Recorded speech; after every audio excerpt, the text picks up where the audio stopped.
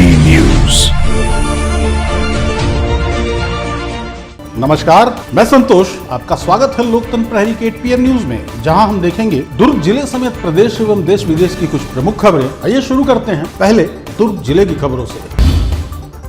बच्चों की पसंदीदा चोको पाई को लेकर बड़ी खबर है। दुर्ग में खाद्य एवं औषधि विभाग ने लोटे चोको पाई के एक पूरे बैच की बिक्री और भंडारण पर रोक लगा दी है। दरअसल भोपाल में हुई जांच में लोटे चोको पाई के बैच को अमानक पाया गया। जांच रिपोर्ट मिलने के बाद दुर्ग में इस बैच को लेकर कार्रवाई शुरू कर दी गई। विभाग अब इस सैंपल की दोबारा जांच दिल्ली की केंद्रीय लैब से भी करवाना जा रहा है। इधर पूरे छत्तीसगढ़ में इस बैच पर प्रतिबंध लगाने की तैयारी शुरू हो गई है। इसके लिए कमिश्नर दुर्ग को पत्र भेजा गया है। विभाग ने डिस्ट्रीब्यूटर और चेन्नई स्थित कंपनी से भी जानकारी मांगी है, ताकि पता लगाया जा सके कि इस बैच का कितना उत्पादन हुआ और देश के किन किन राज्यों में इनकी सप्लाई की गई। दुकानदारों को साफ निर्देश दिए गए हैं कि अमानक पाए गए इस बैच की चोको पाई की बिक्री नहीं करनी है। उत्पाद को डिस्ट्रीब्यूटर को वापस लौटाना होगा।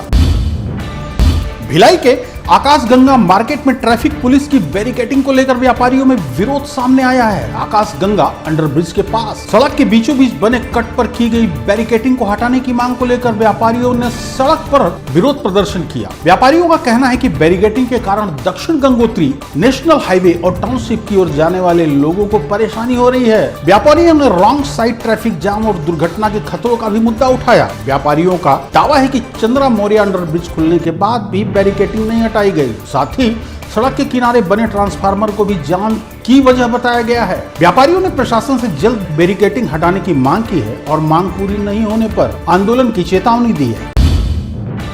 अनुसूचित जाति एवं जनजाति अत्याचार निवारण अधिनियम 1995 एवं संशोधन अधिनियम 2016 के प्रभावी क्रियान्वयन को लेकर जिला स्तरीय सतर्कता एवं मॉनिटरिंग समिति की बैठक आयोजित हुई। बैठक में पुलिस विभाग और विशेष लोक अभियोजक द्वारा दर्ज प्रकरणों, न्यायालयीन मामलों तथा पीड़ितों को प्रदान की जा रही राहत की विस्तार से समीक्षा की। अप्रैल से जून 2026 तक के द्वितीय त्रैमास में प्राप्त 3 राहत प्रकरणों में 2 प्रकरण अभी प्रक्रियाधीन है। वहीं प्रथम त्रैमास में प्राप्त सभी 3 राहत प्रकरणों का निराकरण किया जा चुका है। बैठक में अधिकारियों के नियमानुसार प्रभावी पैरवी और आवश्यक कार्यवाही सुनिश्चित करने के निर्देश दिए गए, ताकि पात्र पीड़ितों को समय पर न्याय और राहत मिल सके।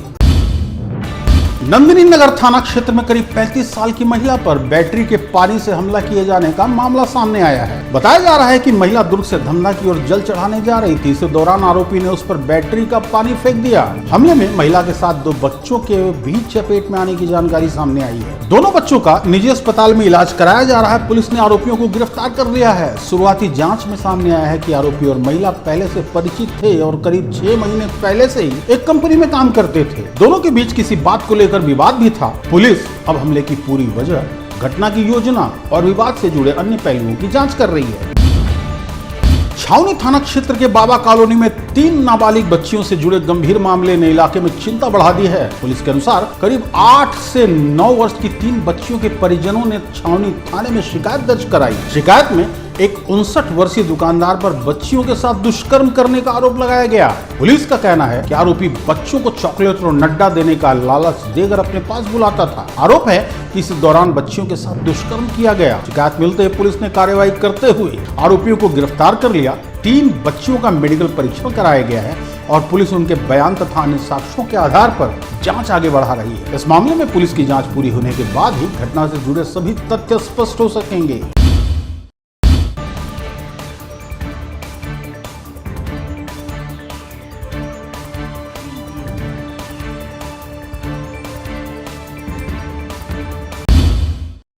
अब नजर डालते हैं प्रदेश की खबरों पर। रायपुर में सोशल मीडिया पोस्ट को लेकर कांग्रेस की राष्ट्रीय प्रवक्ता सुप्रिया श्रीनेत और social media influencer Neha Rathore के खिलाफ एफआईआर दर्ज की गई है। मामला धमतरी जिले के क्रूज से जुड़े एक वीडियो और तस्वीरों का है। शिकायत के मुताबिक 15 अगस्त को सोशल मीडिया पर दावा किया गया था कि बीजेपी नेताओं ने स्वतंत्रता दिवस के मौके पर राष्ट्रीय ध्वज की जगह बीजेपी का झंडा फहराया। बीजेपी प्रदेश प्रवक्ता उज्जवल दीपक ने पुलिस से शिकायत करते हुए आरोप लगाया कि वायरल वीडियो और तस्वीरें स्वतंत्रता दिवस की नहीं बल्कि 22 मार्च 2026 को आयोजित पंडित दीनदयाल उपाध्याय प्रशिक्षण महाअभियान की है। शिकायत के आधार पर पुलिस ने BNS और 196 के तहत मामला दर्ज किया है। पुलिस अब वायरल वीडियो, तस्वीर और सोशल मीडिया पोस्ट की जांच कर रही है। फिलहाल मामले में पुलिस की जांच जारी है और आगे की कानूनी कार्यवाही जांच के निष्कर्षों के आधार पर की जाएगी। छत्तीसगढ़ को साइबर से मुक्त बनाने के उद्देश्य से छत्तीसगढ़ पुलिस द्वारा 15 अगस्त से 2 अक्टूबर 2026 तक 7 सप्ताह का साइबर जागृति अभियान चलाया जा रहा है। इसी अभियान के तहत रायपुर स्थित शासकीय दंत चिकित्सा महाविद्यालय में छात्र छात्राओं और इंटर्न्स के लिए विशेष साइबर सुरक्षा जागरूकता कार्यक्रम आयोजित किया गया। पुलिस अधिकारियों ने युवाओं को साइबर अपराध के नए तरीकों, ऑनलाइन धोखाधड़ी से बचाव और डिजिटल सुरक्षा के जरूरी उपायों की जानकारी दी। साथ ही साइबर जागृति की एक सेल्फी अभियान के माध्यम से युवाओं को सोशल मीडिया पर साइबर जागरूकता का संदेश फैलाने के लिए प्रेरित किया गया। कार्यक्रम के अंत में छात्रों और इंटर्न्स ने छत्तीसगढ़ को साइबर क्राइम मुक्त बनाने में सहयोग करने का संकल्प लिया। रायपुर के राजेंद्र नगर थाना क्षेत्र में महात्मा गांधी नगर में बारिश के दौरान खेल रहा 4 साल का मासूम काव्यांश साहू खुले नाले में जा गिरा। पानी के तेज बहाव में बच्चा करीब 500 मीटर दूरी तक बह गया। स्थानीय लोगों की मदद से उसे नाले से बाहर निकाला गया और अस्पताल ले जाया गया, लेकिन डॉक्टरों ने उसे मृत घोषित कर दिया। काव्यांश के पिता मिस्त्री हैं और काम के सिलसिले में लखनऊ गए हुए थे। घर में मां और बड़ी बहन के साथ काव्यांश रहता था। बताया गया है कि इसी महीने उसका जन्मदिन भी था। इस हादसे के बाद शहर में खुले नालों और जल भराव को लेकर नगर निगम की व्यवस्था पर सवाल उठ रहे हैं। तो स्थानीय लोगों का आरोप है कि बारिश से पहले खुले नालों और गड्ढों को सुरक्षित करने के लिए पर्याप्त कदम नहीं उठाए गए। बारिश के मौसम में खुले नाले, गड्ढे और कचरों से भरी छोटी नालियां लोगों के लिए खतरे का सबब बन रही हैं। बिलासपुर के सरकंडा स्थित बाल सुधार गृह में 18 वर्षीय युवक की संदिग्ध परिस्थितियों में मौत से हड़कंप मच गया। रेप के एक मामले में निरुद्ध शुभम अगरिया को 15 अगस्त को रायगढ़ जिले में धनंजयगढ़ क्षेत्र से बिलासपुर लाया गया था। बताया जा रहा है कि सुधार गृह में आने के कुछ ही दिनों बाद उसने बाथरूम की चौखट में गमछे के जरिए फांसी लगा ली। घटना के बाद सरकंडा पुलिस मौके पर पहुंची और पूरे मामले की जाँच शुरू कर दी है। मौत के पीछे की वास्तविक परिस्थितियाँ क्या थी, ये पोस्टमार्टम रिपोर्ट और पुलिस जाँच के बाद ही स्पष्ट हो सकेगा।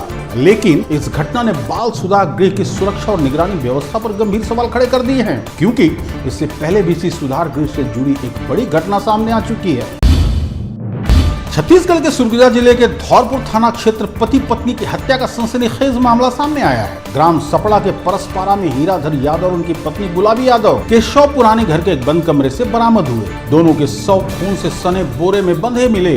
पुलिस के मुताबिक दोनों के सिर पर गंभीर चोट के निशान है और धारदार हथियार से हमले किए जाने की आशंका है। घटना के बाद से दंपत्ति का बड़ा बेटा जदू यादव फरार है। पुलिस को शक है कि वारदात में उसकी भूमिका हो सकती है। हालांकि पुलिस अभी मामले के सभी पहलुओं की जांच कर रही है और फरार बेटे की तलाश लगातार जारी है। पुलिस ने रिश्तेदारों के घरों के अलावा आसपास के जंगलों में भी तलाश शुरू कर दी है। फिलहाल हत्या की वजह और आरोपी को लेकर पुलिस की जांच जारी है।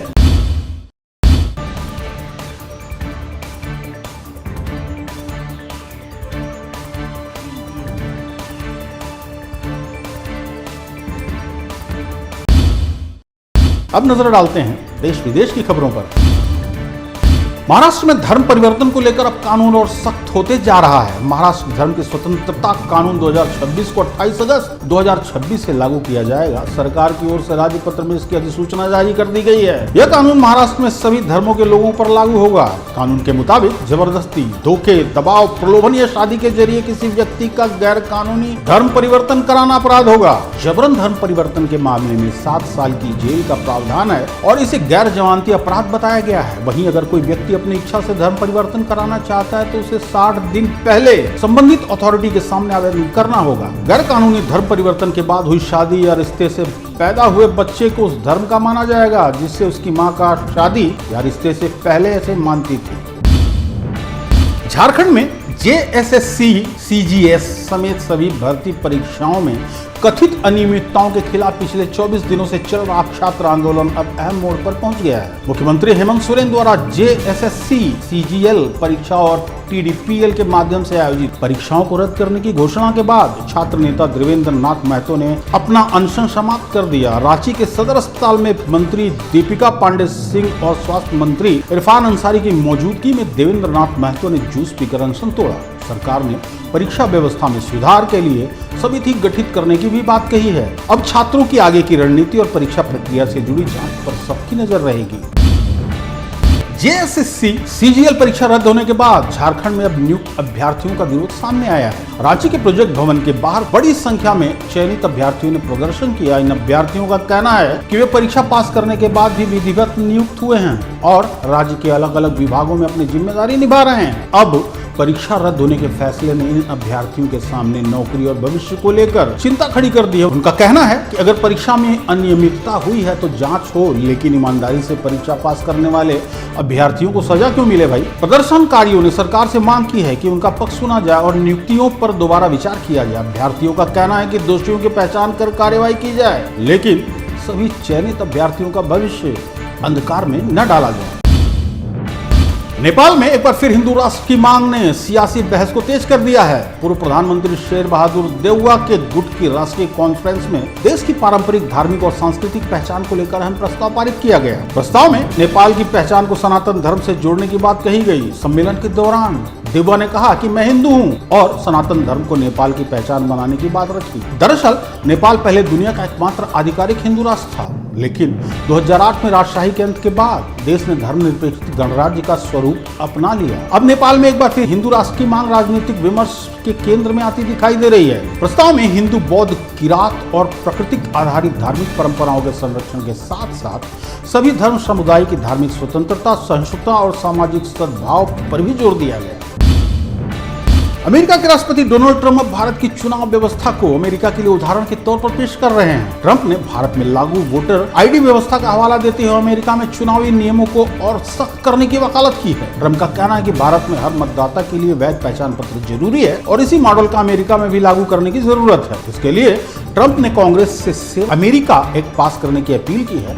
ट्रंप अमेरिका में भी वोटर आईडी और नागरिकता सत्यापन को अनिवार्य बताने की पैरवी कर रहे हैं। सेव अमेरिका एक्ट का मकसद संघीय चुनाव में यह सुनिश्चित करना है कि सिर्फ अमेरिकी नागरिक ही मतदान करें। प्रस्ताव में वोटर रजिस्ट्रेशन के दौरान नागरिकता प्रमाण पत्र, वैध और पहचान पत्र की आवश्यकता का प्रावधान है। भारत में अमेरिका के राजदूत सर्जियो गोर ने भी ट्रंप की इस दलील का समर्थन किया है।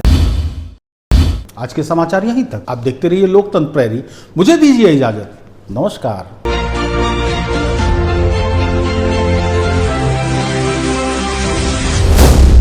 LP News. This program is sponsored by SR Hospital and Research Center.